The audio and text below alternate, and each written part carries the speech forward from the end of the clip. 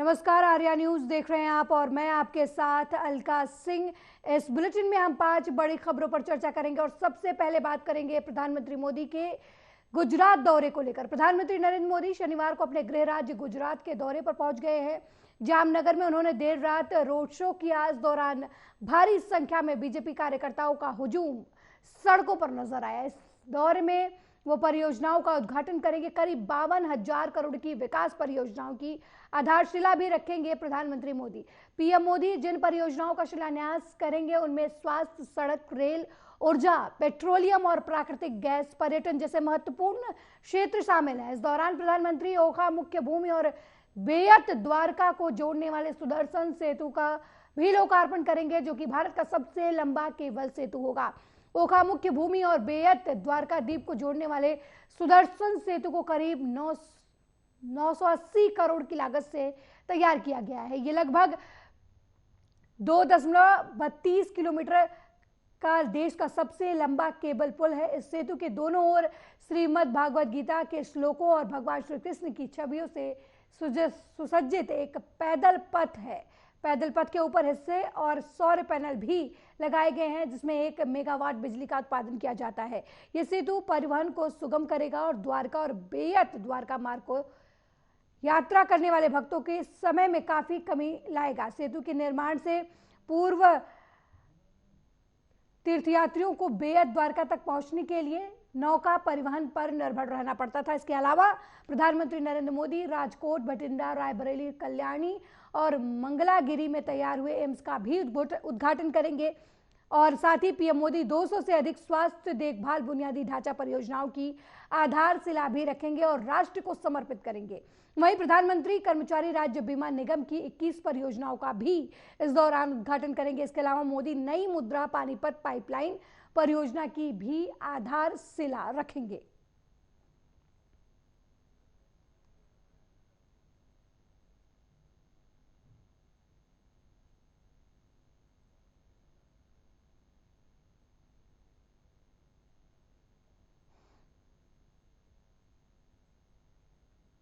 वहीं प्रधानमंत्री मोदी इस समय गुजरात दौरे पर हैं। ऐसे में आगामी लोकसभा चुनाव को लेकर दिल्ली में भारतीय जनता पार्टी मुख्यालय में चुनावी रणनीति को अंतिम रूप देने के लिए एक के बाद एक कई बैठकें हुई हैं। चुनाव आयोग की ओर से 13 मार्च को लोकसभा चुनाव 2024 की तारीखों का ऐलान किया जा सकता है, ऐसा माना जा रहा है। वहीं चुनाव आयोग की टीमें चुनावी तैयारियों को समीक्षा के लिए राज्यों के दौरे पर हैं। इसी बीच भाजपा प्रमुख जेपी नड्डा ने अलग अलग राज्यों के प्रभारी बनाए गए पार्टी नेताओं के साथ बैठक की और इस कड़ी में जेपी नड्डा और केंद्रीय गृह मंत्री अमित शाह ने उत्तर प्रदेश के नेताओं के साथ एक अलग बैठक की, जिसमें मुख्यमंत्री योगी आदित्यनाथ ने भी हिस्सा लिया। समाजवादी पार्टी और कांग्रेस उत्तर प्रदेश में एक साथ चुनाव लड़ेंगे। उन्होंने पहले ही सीट बंटवारे की घोषणा कर दी है। कांग्रेस जहां 17 सीटों पर चुनाव लड़ रही है, वहीं समाजवादी पार्टी 63 पर मैदान में उतरेगी। 2019 में बीजेपी ने पूरे उत्तर प्रदेश में 80 सीटों में से 62 सीटों पर अपना कब्जा दर्ज किया था और चर्चा है कि भारतीय जनता पार्टी की केंद्रीय चुनाव समिति की बैठक जल्द ही होगी, ताकि बीजेपी की जो रणनीति है उसको एक भूमिका जो है उसकी बांधी जा सके। आपको बता दें कि बीजेपी उम्मीदवारों की सूची भी जारी करने की बात कही जा रही है। भाजपा आगामी लोकसभा चुनाव में अकेले 370 सीटें और एनडीए के लिए 400 से अधिक सीटों का लक्ष्य लेकर इस बार चल रही है और ऐसे में यूपी की भूमिका जो है बीजेपी की जीत में बड़ी अहम मानी जा रही है, जिसकी वजह से अमित शाह और बीजेपी अध्यक्ष जेपी नड्डा ने सीएम योगी के साथ बैठक की है। चुनावी रणनीति तैयार की गई है। 2019 में भाजपा ने जिन 436 सीटों पर चुनाव लड़ा था, आपको बता दें कि पूरे देश में भर में 303 सीटें जो है बीजेपी ने दर्ज की थी, वहीं जीत दर्ज की थी। वहीं 80 सीटें जो लोकसभा की हैं इस समय उत्तर प्रदेश में, उसमें से 62 सीटों पर पिछले लोकसभा चुनाव में बीजेपी ने जीत दर्ज की थी। ऐसे में उत्तर प्रदेश लोकसभा सीटों के मामले में काफी अहम भूमिका निभाता है किसी भी पार्टी की जीत केंद्र में सुनिश्चित करने के लिए। यही वजह है कि बीजेपी की तरफ से लगातार जो है उत्तर प्रदेश पर फोकस किया जा रहा है। प्रधानमंत्री लगातार दौरे कर रहे हैं और अब ऐसे में बीजेपी अध्यक्ष जेपी नड्डा और अमित शाह और सीएम योगी की बातचीत हुई है, रणनीति तैयार की गई है उत्तर प्रदेश की राजनीति को लेकर, जीत को सुनिश्चित करने को लेकर। तो जो 370 का लक्ष्य बीजेपी की तरफ से रखा गया है उसमें अहम भूमिका उत्तर प्रदेश की होगी। यही वजह है कि यूपी पर खास निगाहें जो हैं वो बीजेपी की टिकी हुई हैं। और इस खबर पर ज्यादा जानकारी के साथ हमारे संवाददाता अमित सिंह हमारे साथ फोन लाइन पर जुड़ गए हैं। अमित, उत्तर प्रदेश इस समय चुनावी मोड में है, या यूं कहे पूरा भारत चुनावी मोड में है और उत्तर प्रदेश की खास भूमिका लोकसभा चुनाव में रहती है। ऐसे में बीजेपी की तरफ से बैठक की गई है लोकसभा चुनाव की रणनीति को लेकर। 370 का जो लक्ष्य रखा गया है, इसमें उत्तर प्रदेश की क्या भूमिका नजर आ रही है? हाँ, बिल्कुल। जिस प्रकार से देखा जाए, लोकसभा चुनाव का आगाज हो ही चुका है और लगातार जो राजनीतिक पार्टियां हैं वो अपनी तरफ से पूरी कसर नहीं छोड़ रही, वो चाहे समाजवादी पार्टी हो या फिर बीजेपी हो या फिर कांग्रेस हो। अगर देखा जाए, बीजेपी भी लगातार दिल्ली में बैठक कर रही है और समाजवादी पार्टी में भी लगातार इसकी बैठक होती हुई जरूर नजर आ रही। कांग्रेस की बात करें, जिस प्रकार से कांग्रेस भी भारत जोड़ो यात्रा निकाल रही है, यूपी में न्याय जोड़ो यात्रा निकाल रही है, तो कहीं ना कहीं बिल्कुल देखा जाए पूरा जो 24 का चुनाव है, कहीं ना कहीं वो अब राजनीतिक मूड जरूर आता हुआ नजर आ रहा है। लगातार देखा जाए, जो बीजेपी भी है वो अब लगातार बैठक कर रही है कि जनता को किस तरह से अपने खेमे में किया जाए। और अखिलेश यादव की बात किया जाए तो वो भी लगातार चुनावी दौरे में देखे जा सकते हैं। और जिस प्रकार से अखिलेश यादव की बात करें तो अखिलेश यादव भी आज कई जिलों के दौरे पे रहेंगे। और देखा जाए, जो राहुल गांधी तरीके से उत्तर प्रदेश में समीकरण राजनीति के बदल रहे हैं, यूपी के दो लड़के एक बार फिर साथ में आए हैं, तो अखिलेश यादव और राहुल गांधी एक बार फिर चुनाव में साथ आए हैं। ऐसे में बीजेपी के लिए कितनी चुनौतीपूर्ण हो सकता है ये लोकसभा का चुनाव? क्योंकि 2017 में जब विधानसभा चुनाव हुआ था, यूपी के दो लड़के राहुल गांधी अखिलेश यादव साथ में आए थे। हालांकि बीजेपी को प्रचंड जीत मिली थी, लेकिन लोकसभा चुनाव का थर्ड टर्म है बीजेपी के लिए। ऐसे में कितनी चुनौतीपूर्ण हो सकती है ये जो गठजोड़ है कांग्रेस और सपा का, कितनी चुनौतियां पैदा कर सकती है बीजेपी के सामने? बात करें तो कहीं ना कहीं जिस प्रकार से 17 के आंकड़े की हम बात करें, क्योंकि 17 में जिस प्रकार से दो लड़के साथ में आए थे, लेकिन वैसा इनका माहौल नहीं बन पाया था। लेकिन जिस प्रकार से देखा जाए 2024 में जो इनकी यात्रा है, कहीं ना कहीं ये बड़ी कारगर साबित होगी। क्योंकि जिस प्रकार से देखा जाए, राहुल गांधी भी लगातार न्याय यात्रा निकाल रहे हैं, लोगों के बीच में जा रहे हैं, लोगों से संपर्क कर रहे हैं। और अगर देखा जाए जिस प्रकार सीट बंटवारों की, तो 80 सीटों पर जो 17 सीटें हैं वो कांग्रेस को मिली हुई, और बाकी सीटें जो है समाजवादी पार्टी जो है यूपी में लड़ेगी। क्योंकि अगर यूपी की बात करें तो कहीं न कहीं अखिलेश यादव का समाजवादी पार्टी का वर्चस्व ठीक ठाक नजर आता है। लेकिन अगर देखा जाए, कहीं न कहीं जिस प्रकार से अखिलेश यादव के साथ और राहुल गांधी अब यूपी में यात्रा जो निकाल रहे हैं, कहीं न कहीं बीजेपी के लिए बड़ी चुनौती जरूर होता हुआ नजर जरूर आएगा। जी अमित, एक चीज और इस बार नई नजर आई है। हर बार बीजेपी अपने प्रत्याशियों के नाम की सूची की घोषणा करती है, लेकिन इस बार जो है समाजवादी पार्टी इस मामले में आगे निकल गई है। तो इसका कितना असर देखने को मिलेगा, कितना सपा को फायदा मिलेगा? और बीजेपी ने जो अभी तक अपने उम्मीदवारों की सूची जारी नहीं की है, ये लेट लतीफी की वजह क्या है? कि बदलाव के होने के जरूर आसार हैं, क्योंकि जो पहले से प्रत्याशी थे उनमें बदलाव होता जरूर नजर आएगा, क्योंकि उनका इधर उधर किया जा सकता है। लेकिन अखिलेश यादव ने जिस प्रकार से पहले ही रणनीति बनाई है, तमाम सीटों पर प्रत्याशी उतार दिए हैं और वो लगातार अब जनसंपर्क करना शुरू कर दिए हैं, लोगों के बीच में जा रहे हैं और अपने काम बताने का काम कर रहे हैं। और भारतीय जनता पार्टी के जो काम है वो कैसे लोगों के बीच में नहीं हुए, तो ऐसे काम भी गिनाने का वो काम करते हुए जरूर नजर आ रहे हैं। अगर देखा जाए जिस प्रकार से मोहनलालगंज सीट है, यहाँ की बात करें तो यहाँ पर भी प्रत्याशी इन्होंने उतार दिया। कई अन्य जिलों में जो प्रत्याशी लगातार समाजवादी पार्टी उतारती हुई जरूर नजर आ रही है। लेकिन जिस प्रकार से भारतीय जनता पार्टी की बात करें तो वो भी कहीं न कहीं बैठक कर रही है और कहां पे कौन सा प्रत्याशी उतारना है इसकी रणनीति बनाई जा रही है, क्योंकि वो प्रत्याशी उनके सामने दिग्गज प्रत्याशी उतारे जाए तो इसको लेकर जरूर भारतीय जनता पार्टी बड़ा रणनीति की तैयारी करती हुई जरूर नजर आ रही है। बहुत बहुत धन्यवाद अमित जानकारी देने के लिए। तो उत्तर प्रदेश चुनावी मोड में है, एक तरफ राहुल गांधी न्याय यात्रा पर है, उनके न्याय यात्रा को समाजवादी पार्टी की तरफ से सपोर्ट मिल रहा है। वहीं दूसरी तरफ बीजेपी आगामी चुनाव को लेकर रणनीति बना रही है कि किस तरीके से एक बार फिर जो है लोकसभा चुनाव में बड़ी जीत हासिल की जाए। पिछले लोकसभा चुनाव से ज्यादा सीटें यूपी में बीजेपी अपने खेमे में ला सके, इसकी कवायद शुरू हो चुकी है।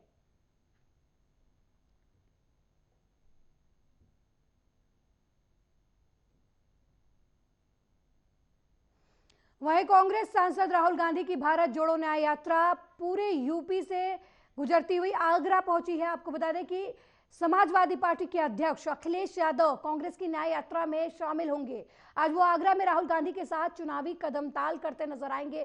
बता दें कि उत्तर प्रदेश में सीट बंटवारे पर फाइनल मुहर जो है अखिलेश यादव लगा चुके हैं और अब इस यात्रा में शामिल होने की सहमति भी उनकी तरफ से आ गई है। आगरा में यात्रा के दौरान राहुल और अखिलेश एक मंच से जनसभा को भी संबोधित करेंगे, जिसको लेकर दोनों पार्टियों के कार्यकर्ता काफी उत्साहित नजर आ रहे हैं। गौरतलब है कि कांग्रेस के साथ सीट बंटवारा फाइनल नहीं हो पाने की वजह से अखिलेश यादव अब तक न्याय यात्रा से दूरी बनाए हुए थे। अमेठी में न्याय यात्रा में वो शामिल नहीं हुए, लेकिन अब सीटों का बंटवारा हो चुका है, तो ऐसे में समाजवादी पार्टी के नेता अखिलेश यादव और राहुल गांधी एक मंच पर साथ नजर आएंगे। कांग्रेस और सपा के बीच की दूरी जो थी वो सीट बंटवारों की वजह से थी, जो अब मिट चुकी है और सीटों का जो पेच था वो भी प्रियंका गांधी के हस्तक्षेप से सुलझ चुका है। ऐसे में दोनों नेता जो है अब आगरा में कदमताल करते नजर आएंगे। इनके जरिए दोनों नेताओं ने अपने कार्यकर्ताओं को जोश भरने का काम भी करेंगे, ताकि जो आगामी लोकसभा चुनाव है इसमें इनके गठबंधन को फायदा मिल सके या बड़ी जीत हासिल कर सके, जिससे अभी तक दोनों पार्टियां जो है वो वंचित नजर आ रही हैं।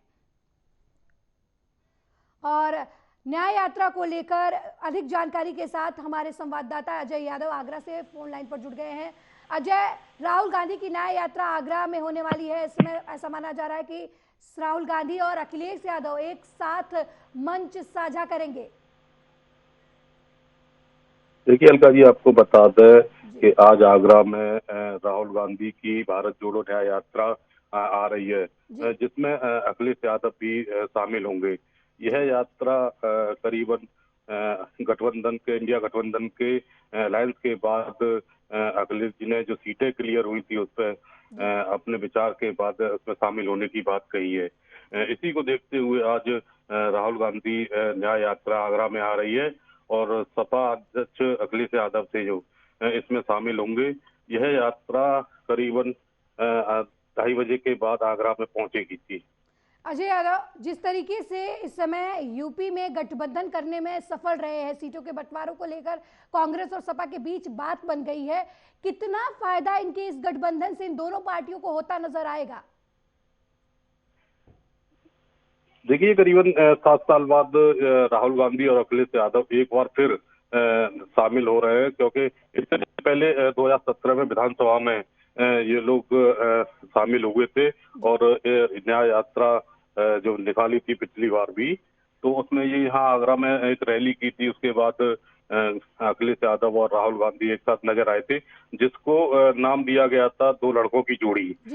उसके बाद अब फिर एक बार 2017 के बाद करीबन दोनों के दोनों ये लोग जो लड़के हैं राहुल गांधी और अखिलेश यादव एक साथ फिर यहाँ नजर आएंगे, जिसको लेकर ये समझा जा रहा है कि इस बार फिर अखिलेश यादव अपने सीटों को बढ़ाने में कामयाब रहेंगे और उधर ही जो कांग्रेस का यूपी में खोया जनाधार है उसको भी काफी कुछ हद तक सुधारा जा सकता है।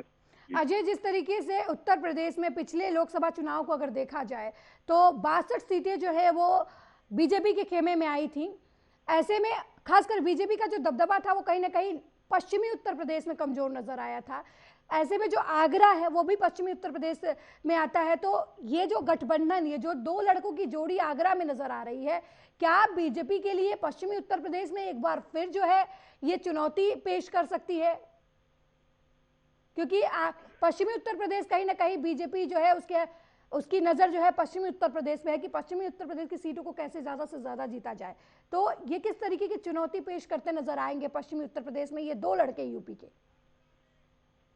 देखिए पश्चिमी उत्तर प्रदेश में आपको बताते हैं कि सपा का जितना जनाधार नहीं है, रालोद का जनाधार है, लेकिन रालोद के बीजेपी में जाने के बाद ये कयास लगाए जा रहे हैं कि गठबंधन पर जो अखिलेश यादव और राहुल गांधी ने सहमति जताई है इंडिया गठबंधन को लेकर, पहली बार अखिलेश यादव इस न्याय यात्रा में शामिल होंगे।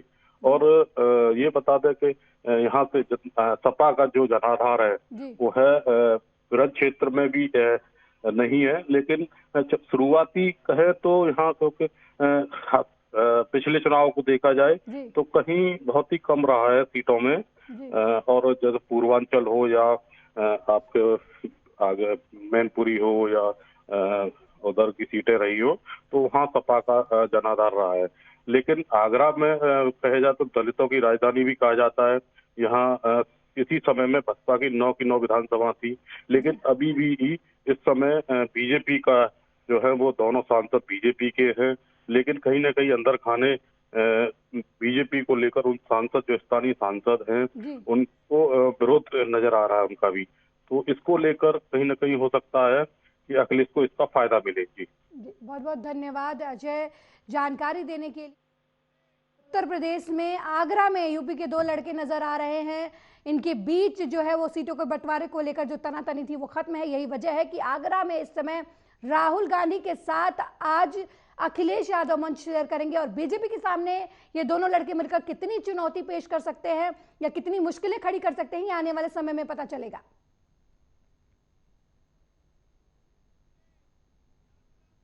वहीं जम्मू कश्मीर में फारूक अब्दुल्ला की पार्टी की लगातार दूसरी झटका देखने को मिल रहा है। आपको बता दें कि नेशनल कॉन्फ्रेंस के नेता और पूर्व एमएलसी मोहम्मद रफी शाह बीजेपी में शामिल हो गए हैं। उन्होंने जम्मू बीजेपी दफ्तर में अपने समर्थकों के साथ रविंद्र रैना की मौजूदगी में पार्टी का दामन थामा है। रफीक शाह से पहले पूर्व एमएलसी और जम्मू कश्मीर की बड़ी महिला नेता शहनाज गनई ने नेशनल कॉन्फ्रेंस को अलविदा कह दिया था और बीजेपी उन्होंने ज्वाइन की थी। अब शनिवार को मोहम्मद रफी शाह ने मोहम्मद अयूब पहलवान के साथ अपने समर्थकों के साथ बीजेपी ज्वाइन कर ली है। आपको बता दें कि जम्मू कश्मीर बीजेपी अध्यक्ष रविंद्र रैना, लोकसभा सांसद जुगल किशोर शर्मा के साथ डीडीसी इकबाल मलिक, भाजपा में शामिल होने वाली समिति की सदस्य नेहा महाजन और पहाड़ी सेल के सह संयोजक डॉक्टर मीर खुर्शीद ने पार्टी में नए लोगों का स्वागत किया है। इस दौरान रविंद्र रैना ने कहा कि बीजेपी में लोकतांत्रिक लोकाचार और देशभक्ति की भावना गहरी है। उन्होंने कहा कि भाजपा कैडर हमेशा जमीन पर है, जरूरतमंद व्यक्तियों की मदद करने में सबसे आगे हैं और हर व्यक्ति को सशक्त बनाने के मिशन को हासिल करने के लिए मोदी सरकार ने यह सुनिश्चित किया है कि प्रभावी कदम उठाए जाए। हर विकास योजना हर वर्ग को शामिल करने के लिए सर्वसमावेशी हो। बता दें कि हाल ही में जम्मू कश्मीर की राजनीति में एक बड़ी महिला चेहरा शहनाज गनई बीजेपी में शामिल हुई थी।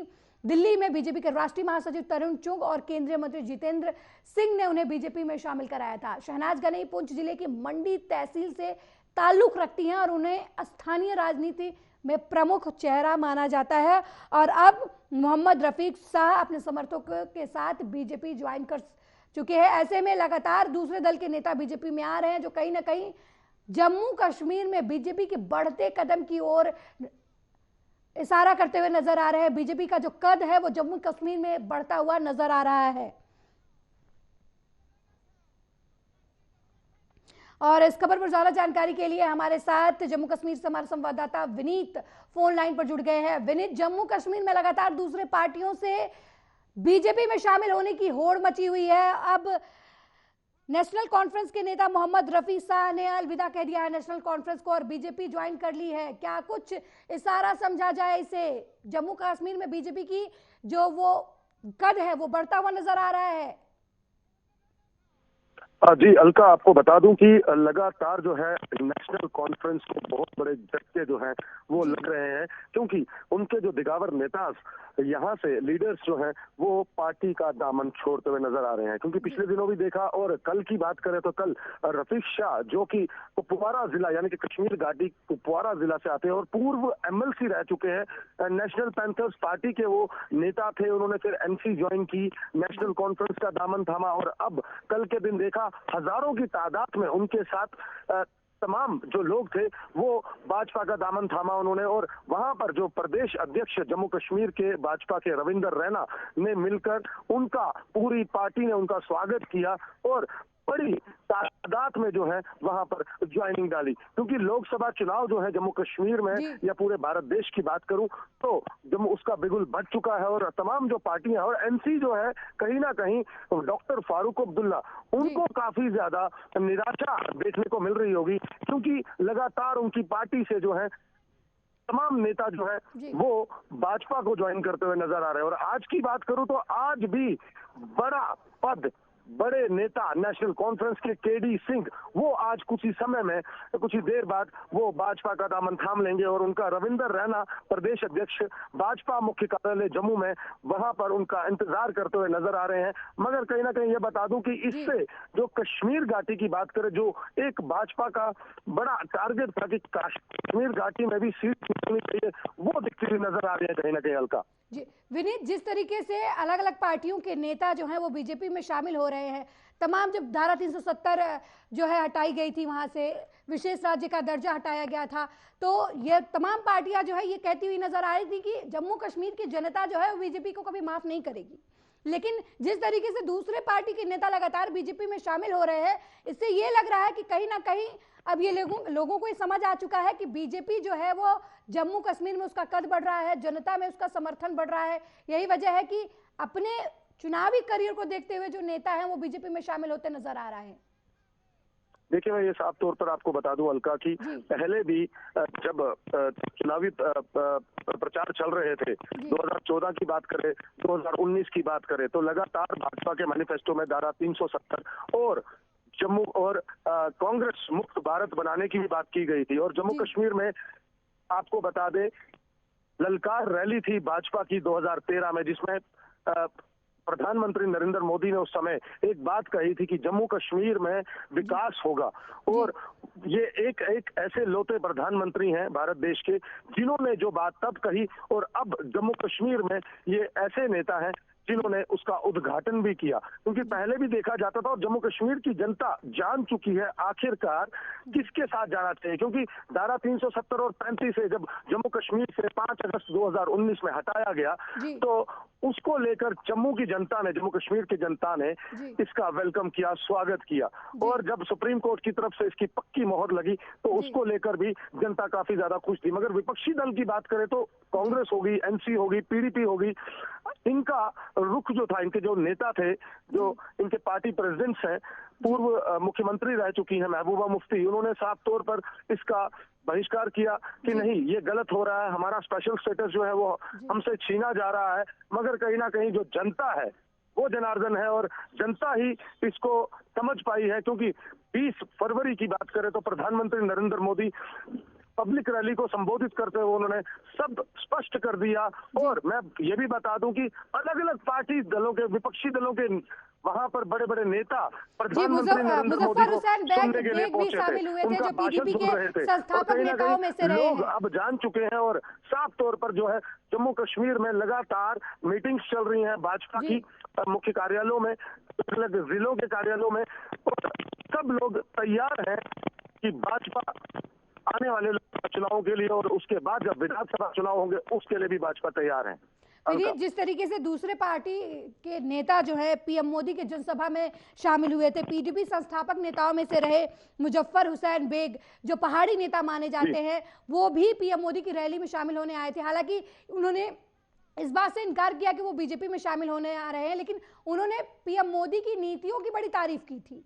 तो ऐसे में जो 370 की नीति है, जिसको पकड़कर विपक्षी दल चल रहे थे कि उनका स्टेटस छीन लिया गया, बीजेपी जो है जम्मू कश्मीर के अस्तित्व को मिटाना चाहती है, ये जो मुद्दा 370 का बन रहा था विपक्ष के तरफ से, वो कहीं ना कहीं खत्म होता नजर आ रहा है। जिस तरीके से विपक्षी दल के नेता जो है बीजेपी का समर्थन करते हुए नजर आ रहे हैं।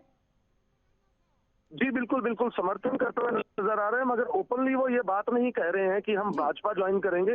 मगर लगता है आने वाले समय में ऐसे दिग्गज नेता भी भाजपा ही ज्वाइन करने जाएंगे। और साफ तौर पर यही है कि लगातार जो भाजपा की रणनीति है, क्योंकि आप देख रहे हैं केंद्र में भी लगातार मीटिंग्स चल रही हैं लोकसभा चुनाव को लेकर। और जम्मू कश्मीर की बात करूं तो ऐसे दिगावर नेता अलग से जो धारा 370 और 35 से हटने के हक में नहीं थे, मगर जब प्रधानमंत्री नरेंद्र मोदी की यहाँ पर विशाल रैली होती है, पब्लिक रैली होती है, जिसमें जनता को संबोधित करते हैं भारत देश के प्रधानमंत्री, वहां पर ऐसे पर दिखते हैं जो धारा 370 और 35 का बहिष्कार करते हुए नजर आ रहे थे कि ये हटना नहीं चाहिए, जम्मू कश्मीर से हमारा स्पेशल स्टेटस हटना नहीं चाहिए। मगर जब उनसे पूछा जाता है पत्रकारों द्वारा, उनका साफ तौर पर यह कहना था, मैं प्रधानमंत्री नरेंद्र मोदी को सुनने आया हूँ, मैं भाजपा ज्वाइन करने नहीं आया हूँ, मैं उनके समर्थन में नहीं हूँ, मगर मैं फिर भी प्रधानमंत्री नरेंद्र मोदी को सुनने आया हूँ। तो इस पे बड़ा एक सवालिया निशान खड़ा होता है कि आखिरकार अगर प्रधानमंत्री नरेंद्र मोदी को आप सुनने आए हो और आने वाले समय में लगता है कि ऐसे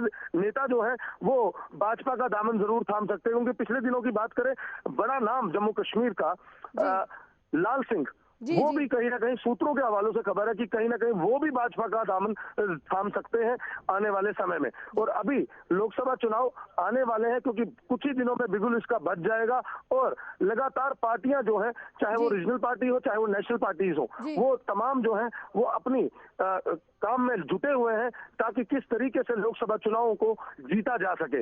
मगर यहाँ पर लगता है कि भाजपा का जो है, आपको बता दूं कि भाजपा का जो है कश्मीर घाटी में बहुत बड़ा काम चल रहा है। लोगों के बीच में जाके ग्राउंड लेवल पे, ग्राउंड जीरो पर जाके जनता से बातें की जा रही हैं, उनसे मिला जा रहा है, क्योंकि जम्मू कश्मीर में विकास जो है, बड़े बड़े रिंग रोड्स, बड़ी बड़ी फ्लाईओवर्स, हाईवे की बात करें, नेशनल हाईवेज की बात करें, वो यहाँ पर बन चुके हैं। और जो बातें भाजपा ने अपने मैनिफेस्टो में 2014 में 2019 में कही थी, वो उन्होंने पूर्ण कर दिखाया। और कहीं ना कहीं जनता जो है वो प्रधानमंत्री नरेंद्र मोदी के साथ इस समय जुड़ी। और आज फिर बता दूं, कल के दिन रफीक शाह ने, जो कुपवारा जिला से बिलोंग करते थे, नेशनल कॉन्फ्रेंस को बहुत बड़ा झटका मिला। और अभी आपको बता दें, केडी सिंह जो कि नेशनल कॉन्फ्रेंस से ही आते हैं, वो भी कुछ ही समय में भाजपा का दामन थामेंगे। और आने वाले समय में कितने लोग किस किस पार्टियों को छोड़ते हैं वो तो समय ही बताएगा। अलका जी बिल्कुल विनीत, जिस तरीके से दूसरी पार्टियों से लगातार नेता बीजेपी में शामिल होने आ रहे हैं, इस तरीके से कहीं ना कहीं बीजेपी को घाटी में मजबूत समर्थन मिलता हुआ नजर आ रहा है। नजर बनाए रखिएगा और कितने नेताओं की लिस्ट जो है अभी वो सामने आएगी जो बीजेपी में आने के लिए आतुर नजर आ रहे हैं। तो जम्मू कश्मीर की राजनीति में नया बदलाव देखने को मिल रहा है। बीजेपी जो है एक बड़ी पार्टी के रूप में उभरती नजर आ रही है। सबकी पसंद जो विपक्षी दल के नेता हैं वो बीजेपी में आते हुए नजर आ रहे हैं।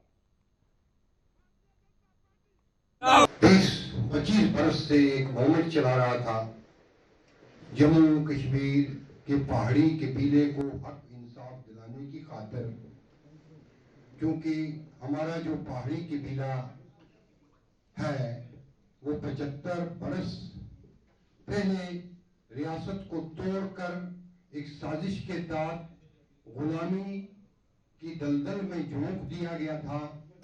और हमारा एक बहुत बड़ा हिस्सा जो है वो रज़ाकाराना तो वॉलंटियरली पाकिस्तान के हवाले कर दिया गया था, जिस पर पाकिस्तान का नाजायज कब्जा है और वहाँ हमारे पहाड़ी कबीले के लोग रहते हैं। और यहाँ पर जो पहाड़ी लोग बच गए उनको लाकर हाशिए पर खड़ा कर दिया गया था और उनके political rights, social rights, economical rights जो हैं सब सल्ब। मेरे साथ इस बुलेटिन में फिलहाल इतना ही। देश दुनिया की तमाम बड़ी खबरों को देखने के लिए देखते रहिए आर्या न्यूज़। नमस्कार।